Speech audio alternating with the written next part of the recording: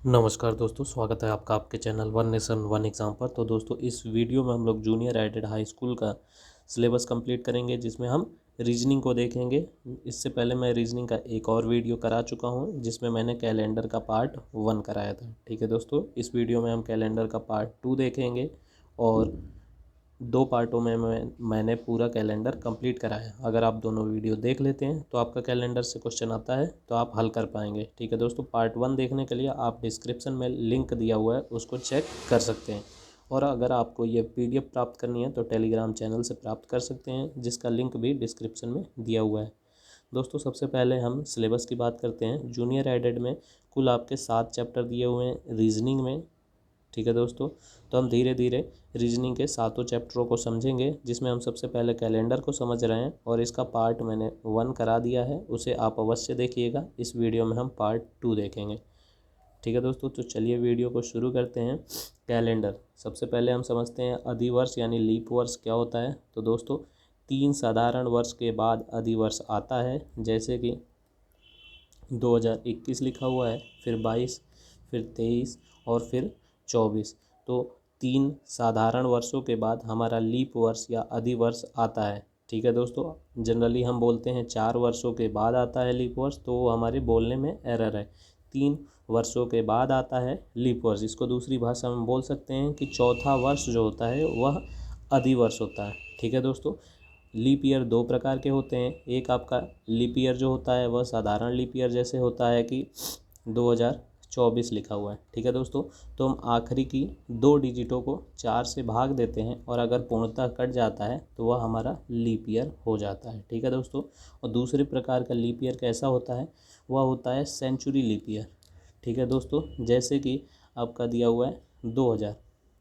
अगर हम इसको 4 से भाग करते हैं तो यह कट जाएगा, लेकिन अगर हम 2100 को भी 4 से भाग करते हैं तो यह भी कट जाएगा, जबकि यह एक लीप वर्ष नहीं है। तो इसलिए हम सेंचुरी ईयर को 400 से भाग देते हैं। ठीक है दोस्तों, अगर 400 से भाग देने पर जो सेंचुरी ईयर कट जाता है तो उसे हम सेंचुरी लीप ईयर कहते हैं। ठीक है दोस्तों, और अगर 400 से भाग देने पर नहीं कटता है तो वह हो जाएगा हमारा साधारण वर्ष।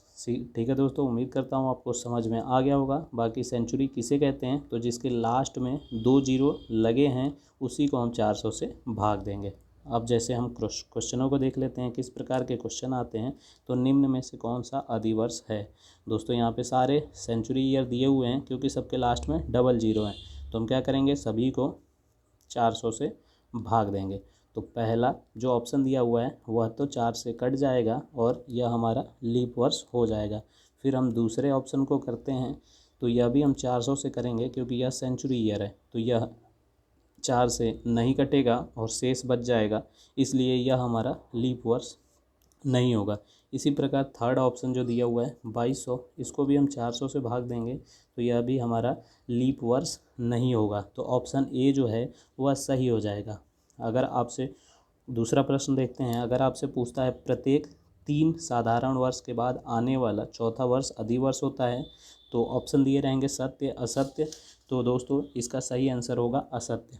ठीक है दोस्तों, क्योंकि जैसे 2096 है, यह हमारा लीप वर्ष है। प्रश्न अनुसार इसके 3 वर्ष के बाद 97, 98, 99 और 100 यानी 2100, 3 वर्ष के बाद हमारा लीप वर्ष आना चाहिए। लेकिन 2100 एक सेंचुरी ईयर है, तो हम इसको 400 से भाग देंगे और यह 400 से नहीं कटेगा, तो यह लीप वर्ष नहीं होगा। इसलिए प्रत्येक 3 साधारण वर्ष के बाद आने वाला चौथा वर्ष अधिवर्ष होता है, यह असत्य है। अब हम देखते हैं अगला प्रश्न जो है 100 वर्ष में कितने अधिवर्ष होते हैं। तो दोस्तों, 100 वर्ष में कितने अधिवर्ष होते हैं, तो प्रत्येक चौथा वर्ष जो होता है वह अधिवर्ष होता है। तो हम इसको 400 से भाग देंगे तो उत्तर आएगा 25। लेकिन आपका जो 25 है वो आंसर सही नहीं है, क्योंकि यह जो 100 है यह एक सेंचुरी ईयर है। इसलिए हम इसको 4 से भाग देने की बजाय हम इसको 400 से भाग देंगे, और 400 से भाग देने पर यह नहीं कटेगा। तो यानी 100वां जो वर्ष है वह लीप वर्ष नहीं होगा, इसलिए हम एक घटा देंगे और आपका उत्तर हो जाएगा 24। इसी प्रकार अगला प्रश्न देखते हैं, 400 वर्ष में कितने अधिवर्ष होंगे। तो दोस्तों, 400 में कितने अधिवर्ष होंगे, तो शुरू के 100 वर्ष में अभी आपने देखा 24 अधिवर्ष आते हैं। इसी प्रकार 200 वर्ष में क्या हो जाएगा, फिर से 101 से लेके 200 तक फिर से 24 अधिवर्ष आएंगे, और फिर 300 तक भी 201 से 300 तक भी फिर से 24 अधिवर्ष आएंगे। परंतु जब हम 400 की बात करते हैं तो 400 एक सेंचुरी ईयर है, तो 400 को हम 400 से भाग देंगे तो यह कट जाएगा, यानी यहाँ पे कितने आएंगे, यहाँ आएंगे 25। अब हम शुरू के 400 वर्षों में कितने लीप ईयर हुए तो इसको हम जोड़ लेंगे तो उत्तर आ जाएगा 97। ठीक है दोस्तों, उम्मीद करता हूँ आपको लीप ईयर से संबंधित सारे प्रश्न समझ में आ गए होंगे। अब हम देखते हैं अगला टाइप, जो है फर्स्ट डे जो होता है वह लास्ट डे के इक्वल होता है साधारण वर्ष में। ठीक है दोस्तों, अगर 1 जनवरी 2021 को मंडे है तो 31 जनवरी 2021 को क्या होगा, मंडे होगा। यही इसका कहने का मतलब है। ठीक है दोस्तों, इसके अलावा जो दूसरा पॉइंट है वह कह रहा है 1 day first debt plus 1 day, यानी अगर 1 जनवरी 2020 को अगर मंडे है और यहाँ देख सकते हैं आप 20 क्या है, एक लीप वर्ष है, तो क्या होगा, इसका जो लास्ट डे होगा वह 31 दिसंबर जो होगा वह हो जाएगा दोस्तों +1 डे, यानी मंडे +1 डे यानी ट्यूसडे। ठीक है दोस्तों, इस प्रकार के प्रश्न भी आपसे पूछे जाते हैं। तो दोस्तों अब हम प्रश्नों को देखते हैं। पहला प्रश्न है 1 जनवरी 2021 को शुक्रवार है तो 31 दिसंबर 2021 को कौन सा दिन होगा। तो दोस्तों 21 आप देख सकते हैं यह एक साधारण वर्ष है, तो फर्स्ट डे अगर शुक्रवार है तो लास्ट डे भी शुक्रवार ही होगा, क्योंकि first day is equal to last day, तो ये हो जाएगा हमारा शुक्रवार या फिर फ्राइडे। अगला प्रश्न देखते हैं, अगर 1 जनवरी 2020 को वेडनेसडे है तो 31 दिसंबर 2020 को कौन सा दिन होगा। तो दोस्तों अगर वेडनेसडे है तो हम इसमें 1 डे जोड़ देते हैं तो आंसर आ जाएगा थर्सडे, क्योंकि यह 2020 जो है वह एक लीप वर्ष है। अगला प्रश्न देखते हैं, 26 जनवरी 2021 को मंगलवार है तो 25 जनवरी 2022 को कौन सा दिन होगा। ठीक है दोस्तों, 26 जनवरी 2021 को मंगलवार है तो 25 जनवरी 2022 को कौन सा दिन होगा। तो दोस्तों यहाँ देख सकते हैं 365 दिनों का ही अंतर है, या फिर जैसे कि ये प्रश्न ऊपर दिए हुए थे वैसे ही ये भी प्रश्न है कि आप देख सकते हैं यहाँ पे ये फर्स्ट डे हो गया, ये लास्ट डे हो गया, और 2021 जो है वह साधारण वर्ष है, तो इसका भी आंसर आ जाएगा मंगलवार यानी ट्यूसडे। अब हम अगला प्रश्न देखते हैं, 26 जनवरी 2020 को रविवार है तो 25 जनवरी 2021 को कौन सा दिन होगा।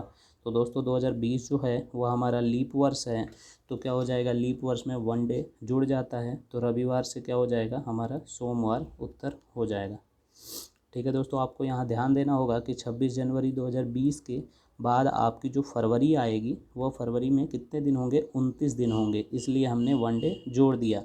लेकिन अगला प्रश्न जैसे देखते हैं, यहाँ पे दिया 2020 ही है जो लीप वर्ष है, परंतु क्या है यहाँ 15 अगस्त से दिया है, तो आप समझ सकते हैं 15 अगस्त के बाद जो फरवरी आएगी वह 2021 वाली आएगी, और 2021 लीप वर्ष नहीं है तो सेम डे आंसर हो जाएगा, यानी शनिवार अगर है 15 अगस्त 2020 को तो शनिवार ही होगा 14 अगस्त 2021 को, यानी सैटरडे आपका उत्तर हो जाएगा।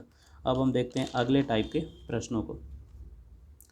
दोस्तों अगले टाइप के प्रश्न हैं समान वर्ष वाले वर्ष, यानी कौन सा, जैसे आप 2021 में यह वीडियो देख रहे हैं तो 2021 का कैलेंडर पुनः आप किस वर्ष फिर से प्रयोग में ला सकते हैं। ठीक है दोस्तों, इस टाइप के भी प्रश्न पूछते हैं। तो सबसे पहले महत्वपूर्ण पॉइंट है कि साधारण वर्ष का जो कैलेंडर होगा वह साधारण वर्ष के ही कैलेंडर के इक्वल होगा, या अधिवर्ष जो होगा वह अधिवर्ष के ही इक्वल होगा, यानी अधिवर्ष में अगर 1 जनवरी को मंडे है तो अधिवर्ष में ही 1 जनवरी को मंडे होगा। ठीक है दोस्तों, अब हम प्रश्नों पे ध्यान देते हैं। तो पहला प्रश्न है 2021 का कैलेंडर हम किस वर्ष पुनः प्रयोग कर सकते हैं। ठीक है दोस्तों, तो 2021 का जो कैलेंडर है हम उसे पुनः किस वर्ष प्रयोग कर सकते हैं। तो इसके लिए दोस्तों आप यहाँ पे स्क्रीन पे ट्रिक दे सकते हैं कि जो हमारा वर्ष होगा यानी जो 21 है उसको हम 4 से भाग कर देंगे, तो 4 × 5 = 20 बचा 1, और 1 जब शेषफल आएगा तो हम +6 वर्ष जोड़ देंगे, यानी 21 + 6 तो उत्तर हो जाएगा 2027। ठीक है दोस्तों, आपको इसमें कुछ भी नहीं करना है। अब जैसे अगला प्रश्न है, पुनः आपको यही दिया हुआ है 2021 का समान वर्ष होगा। तो आपको पता है कि हम 21 को 4 से भाग दे देंगे, जो शेषफल 1 बचेगा तो हम 6 जोड़ेंगे, और शेषफल 2 या 3 बचेगा तो 11 जोड़ेंगे, और शेषफल 0 बचेगा तो 28 हम ऐड कर देंगे। अब 2022 का देखते हैं, तो 2022 में हम क्या करेंगे, 22 को 4 से भाग करेंगे तो शेषफल बचेगा 2, क्योंकि 4 5 20 और बचा 2 पे क्या करते हैं हम 11 वर्ष जोड़ देते हैं। तो यहाँ पे हम 2022 में 11 वर्ष जोड़ देंगे तो उत्तर आ जाएगा 2033। अगला प्रश्न देखते हैं, वह है 2023 का समान वर्ष होगा। तो दोस्तों 2023 में भी जो वर्ष है 23, उसको हम 4 से भाग देंगे, और जो शेषफल बचेगा 3, तो शेषफल 3 है तो हम 11 वर्ष जोड़ेंगे, तो 2023 में हम 11 वर्ष जोड़ देंगे तो उत्तर आ जाएगा 2034। ठीक है दोस्तों, अब हम अगला प्रश्न देखते हैं। 2024 दिया हुआ है तो हम क्या करेंगे, 24 को 4 से भाग देंगे और कट कर 0 बचा, यानी हम 28 जोड़ देंगे। तो 2024 में जब हम 28 जोड़ेंगे तो यह आ जाएगा दोस्तों 8 4 12, 2 2 4 1 5, यानी 2052। और इसके अलावा कोई भी शेषफल नहीं बचेगा।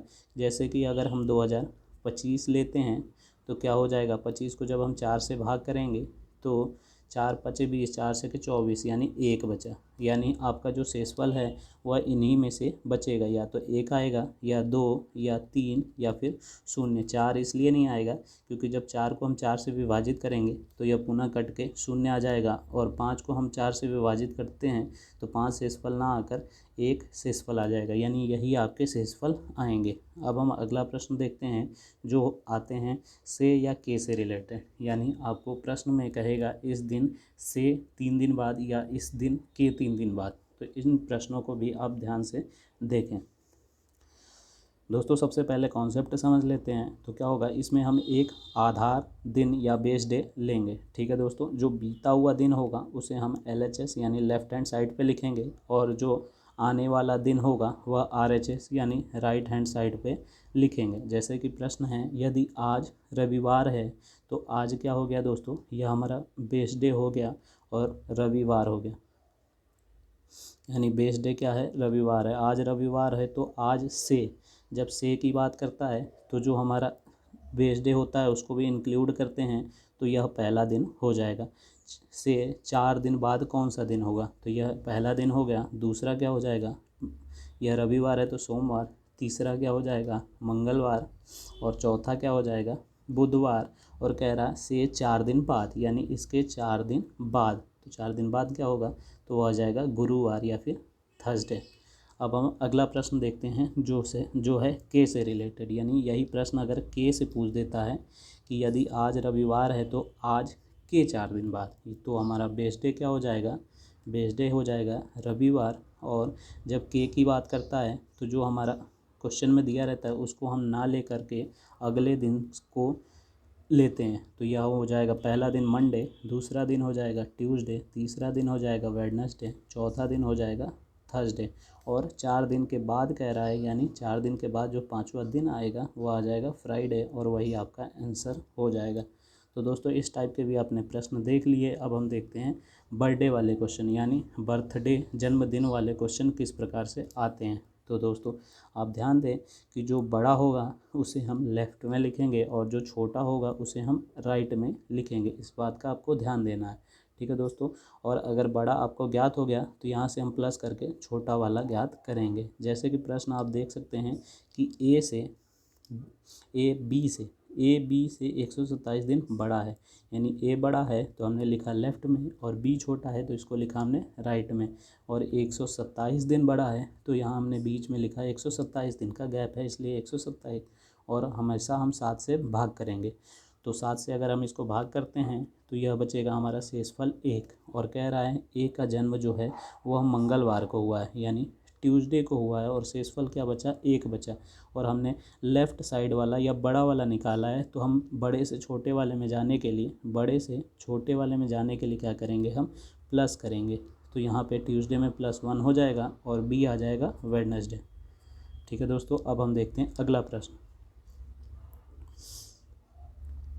अगले प्रश्न में क्या है दोस्तों, ए बी से 2 वर्ष 8 सप्ताह 11 दिन बड़ा है, तो जो बड़ा है वो लेफ़्ट में, जो छोटा है वो राइट में। ठीक है दोस्तों, यहाँ लाइन खींच लीजिए और जो अंतर लिखा हुआ है वह लिख लीजिए।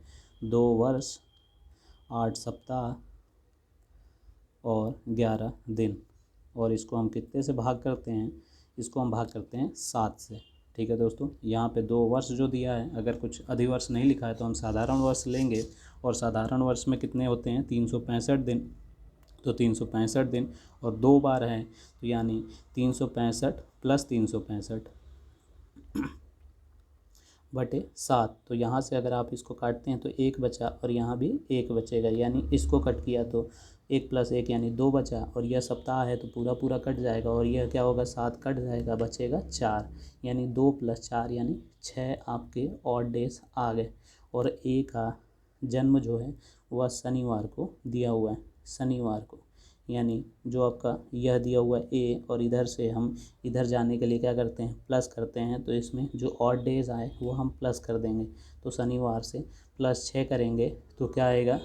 रविवार, पहला दिन आ जाएगा रविवार, सोमवार, मंगलवार, बुधवार, बृहस्पतिवार और शुक्रवार। तो आपका आंसर हो जाएगा शुक्रवार, क्योंकि यह हो जाएगा 1, यह हो जाएगा 2, यह 3, और यह 4, और यह 5, तो यह हो जाएगा छठा दिन। ठीक है दोस्तों, तो आपका आंसर आ जाएगा फ्राइडे।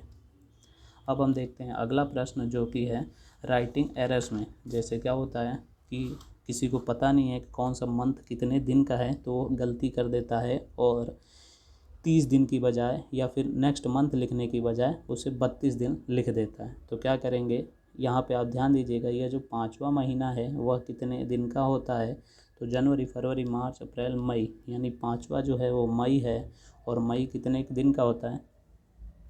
31 दिन का होता है। यानी हम मई में 31 दिन तक गए और हमने 32 कर दिया, तो पहले हमें 31 जो कंप्लीट हुआ वह मई को देना पड़ेगा, यानी हम यहाँ से 31 घटा देंगे, तो क्या बचेगा? यहाँ 1 बचेगा, और यह मंथ कंप्लीट हो जाएगा तो छठा मंथ शुरू हो जाएगा, और 2021 एज इट इज़ रहेगा।